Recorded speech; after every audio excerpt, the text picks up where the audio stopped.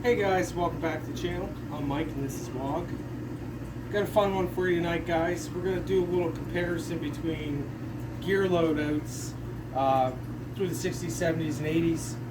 Obviously, guys, I'm into the M81, so most of my stuff starts in 1981. They're not very creative on these titles, I understand, but it makes it pretty easy to name stuff and place where it was in time, and that's all fine and dandy. But let's get to it here, guys. So what I have in front of me here is the load bearing vest, or the LBV 88, and the second run is the LBVE, which is the load bearing vest enhanced. And as you can see, we got a different color pattern going on here all the way around, and we're going to get into why that is. Let's start over here. The LBV 88 obviously came out in 1988. It was to replace the Alice type belts with the H harnesses. So all the movies you see about Nam, guys, they're wearing the old Alice H system, right? Some guys love the stuff just because it came with a lot of different accessories. Other guys hated it because they fall off your shoulders. It was hard to keep them tight. They had the belly biter belt, which was like a duck bill kind of quick slide belt. And what it liked to do is pinch everybody's bellies as soon as they had a little bit of weight on. Good thing they were all starving over there, right? But that being said, this was what came next. And of course, at the time, a load-bearing vest is quite a difference from a harness system, meaning you can carry your magazines all here now. So when they first started out, they went with an all-material setup, as you see here. Sorry, this one's in a little rough shape, guys. I got it for next to nothing, but I had to have it if I'm going to have the other one, right? So what you see here is a single mag pouch for an M16 and a double mag, and a single and a double, and a couple hand grenade pouches. On this particular setup, I have an M1956. That's right, this belt is from 1956. So I don't know if you guys know where people were at that time, what was going on. That was obviously Vietnam. That belt came out the exact year that Vietnam happened because they had to upgrade from the 64 pattern stuff they were running before that and the even older World War II stuff. So I have that belt on this rig just to kind of show you that just because you got the vest didn't mean you got the belt. Do you know what I mean? So you could have had the older gear like that along with this. If you weren't a special guy in the Army or in the Marines, you got what was left over. That's all there is to it. Special guys got special stuff. Everyone else dealt with it. I'm telling you guys, even into the 90s, people were still carrying Alice gear for training and everything else. Like, unless you operated, so to speak, this is what you were getting, the other guy's stuff from before. So this was not received very well. In all honesty, guys, they call it a sweat pack because the material, the Cordura cotton material here, it was awful stuff and it made you sweat like a son of a bitch. We'll just say that. But that being said, they did like the overall system of the new padded shoulders. Your compass pouch could click into here. Your pack could click into here. It's a pretty neat little setup, right? So just to show you real quick, you would have received one of these. This is a medium Alice pack. You could have got a large Alice pack. And every bit of gear you see right here can attach to this, or it can attach your belt on here. The modularity wasn't there though, right? Besides that, you could attach compass pouch here. These are actually for holding different pouches and the straps of this. So it doesn't slide off your shoulder and stuff, right?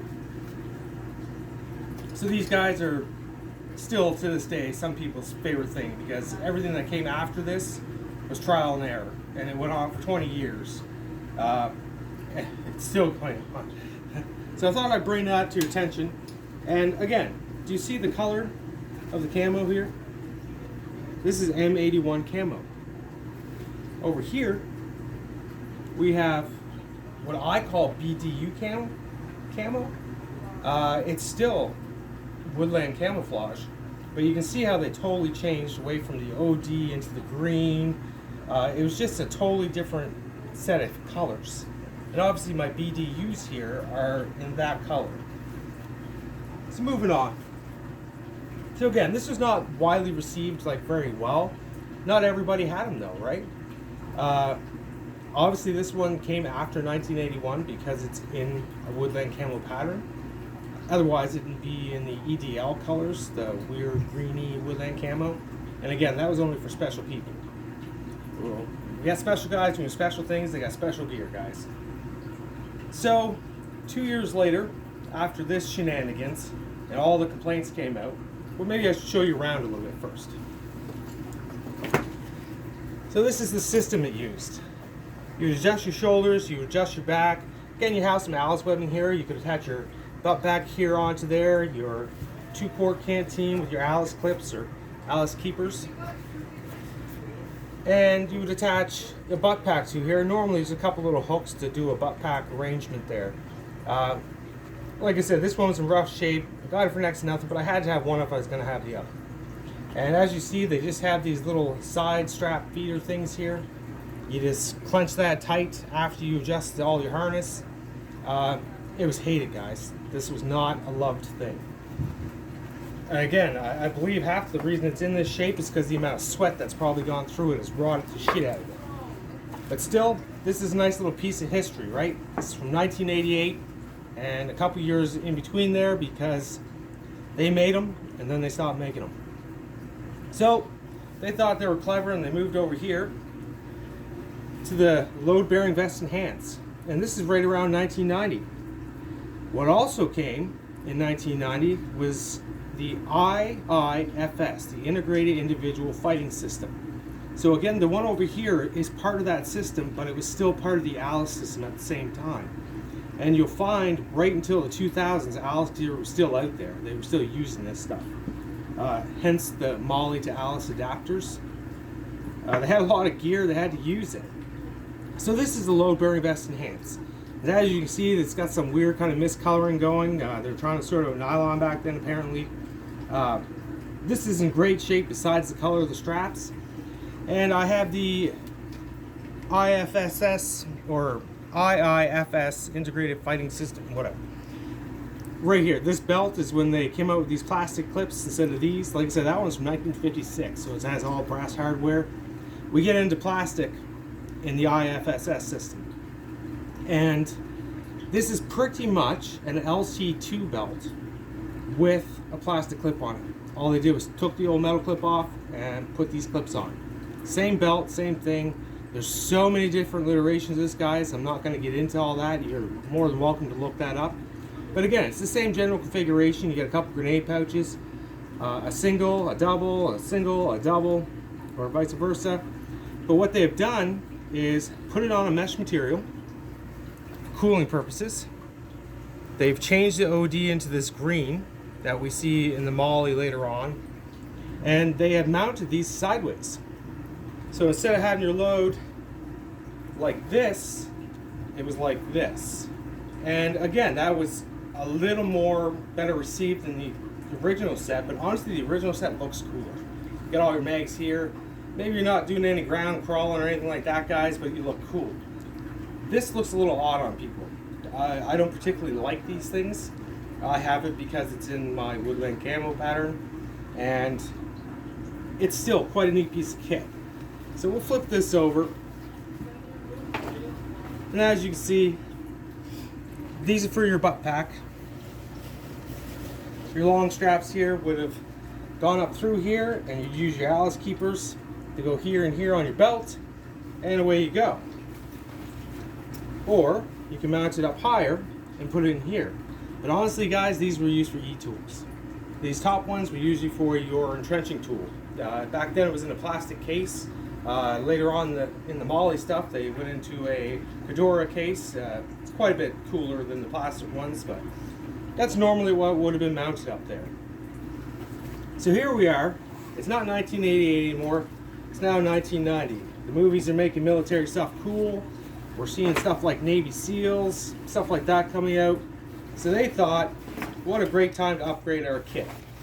And they designed the infamous CFP90. which came in this particular color set. So if you were issued this harness or this load-bearing vest, you were issued a CFP90. The CFP90 was a large pack, but it also came for the first time with its own patrol pack, which that's what this is. So as you can see, mine's in beautiful shape. Things like brand new. I got a little dust on there, but she has Alice webbing down the sides. Got big pocket here, mainly for gas mask guys. That's what these pockets are usually used for. You can tell by the size of it, right? It's for gas mask. But this is called a Combat Patrol Pack, and it sat on either top or behind your CFP90. They originally started on the top, and then they moved them to the back because they were falling down, hitting people in the head when they were doing things. There's a lot of kinks to work out when you introduce new gear, right? It's a lot prettier though, and as you can see, we're now into plastic buckles. Because before that, like in the Alice pack and like this system, we had these metal slider setups, right? Now we're into plastic, or IIFC plastic, I think it was called. So again, if you notice, the straps on this are quite a bit narrower than that Alice pack that I showed you before. Like, I mean, that much narrower. And that's so they can actually fit through these loops now. And you can loop it down so your pack isn't trying to fall off. You just pull that tab and take your backpack off, more or less. That being said, there was a system that was designed with the Alice quick release systems that are on your rucksack. So let's go to that for just 1 second here. It would be this particular system here. They had this system on the shoulders of these. And what would happen is you would just unclip the other parts of the pack like this and hook it in like that, right? It would just slide through and click. And that was, again, not widely received. It was an expensive thing to add. We're moving into plastic. Why would we use Alice buckles and clips and snaps? And so they went with this. Again, this CFP90 backpack did not last long. It came out in 1990, so did the MOLLE system. That tells you a little something, right? So don't get me wrong, not everybody had MOLLE gear back then. Unless you were in the Marine Corps and you were a special guy in the Marine Corps, you did not get a MOLLE pack. The Generation MOLLE 1 did not last very long. It had the MOLLE system where your rucksack will click into your back belt. It took 2 guys to even click the belt in. During intense exercise and stuff, they're falling out of their thing and jamming people in the spine, causing spinal injuries. So if you're in the military and you're trying to keep your guys fit, you don't want that, right? So what happened is they went to a thing and they just renamed it MOLLE 2. And let's backtrack a little bit. In the MOLLE 1 system, you had your belt that your pack could click into, and you also were given a belt, which I showed you in a previous video, that was just a whole bunch of MOLLE webbing around it, and it had some little metal hoops in it. And you would actually, your Generation 1 MOLLE vest attached to your belt. And again, this was not widely received. They tried to move away from that with this stuff, right? They were doing that here in this stuff, and the guys were hating the fact that their pistol belt was attached to their vest. It works fine if you have a harness, but it doesn't work fine when you're wearing a vest. You can't sit, you can't do anything. Your belt's moving all over the place. So MOLLE 2 comes out. Your rucksack has its own particular belt that you only have the one belt, and then you had a pistol belt again. And that's the way guys like it. To this day, they still make pistol belts for the Marine Corps, for the Army. People still love the things. Now they're making battle belts for these guys. So I know it seems a little weird to wear a belt that doesn't actually go through any loops to hold your pants up, but it really does hold your knives and your pistol, your canteen. It lets you run light too, right? So we've now gone into the 90s. The CFP90 was an absolute failure. The MOLLE 1 system, absolute failure. MOLLE 2 comes out. We're still using Alice gear. So they give us this right on it actually says MOLLE 2 Alice adapter. You can't see that, it's beyond the clip. So we're still using everything from the Alice gear, so the NOM era, into the 90s. So MOLLE 2 was not actually officially introduced until 1997, guys. So we went through 10 years of these 2 different kits coming out, going from one pack to another pack to another pack to another pack within 10 years. I think somebody's trying to make some money, or someone's allowing people to make money, honestly. But to this day, you still find Alice gear. Even in basic training and stuff, guys are still using these canteens. Obviously, I've shown you some of my MOLLE 2 stuff, or my MOLLE stuff, and it's just a lot better. The PALS webbing, or ladder rails, whatever you want to call it, was a much better system for carrying weight, and the MOLLE stands for modular, meaning you can move a pouch from here to here to here, wherever you got to move it to, right? So, as you can see with these systems, there was always a lot of hiccups in the military of things that worked and didn't work. There's different color variations, right?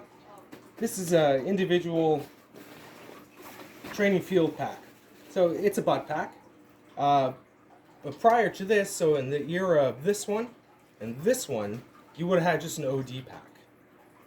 These came out later on, and they're on, obviously, for field training pack, this is what you had when you were in basic training, most fellas, right? Great little kit. You can actually put a woolly blanket and a poncho in this particular setup. I really like these, but I'm glad they went to the MOLLE waist belt. So you didn't have to wear it. It actually attached to your MOLLE 2 ruck. Or you could sling it over your shoulder for a light carry. But here I got a couple different accessories that went with this stuff. So I got the individual first aid kit, as it states here. Again, it has its Alice keepers, and it also has this little Velcro flap here, and this allows you to put this through here, like such. Or it allows you to put it on here, like such. Neat, eh? So they were thinking. These were replaced by the IFAKs. Before that, the MOLLE 2 system had a pouch. I think I've shown you guys. If not, I will show you guys. So the little plastic container that used to be inside of this would actually fit into those MOLLE pouches too. So you either got this as a set, or you got the new MOLLE pack, the first aid kit, but you still got the same first aid kit, it just went into that pack. So as you see, guys, they don't just replace everything all at once, right? And it get awful expensive. The one time they did do that, I hate even talking about it, was when 9/11 happened, guys. They went to the universal camo pattern and replaced everything. You still had your MOLLE 2, but it was a different setup. It had now had an integrated sleep system carrier, and the frame problem was all fixed out. But you still had some of this gear attached to some of that gear. Yeah, that's kind of the long and short of it, guys. You'll see throughout movies and stuff that guys will be wearing this one or a flick, a MOLLE flick. And that's because, again, depending on which part of the forces you were in, if you were a special guy or not, you were given whatever you were given. You didn't get the top of the line stuff.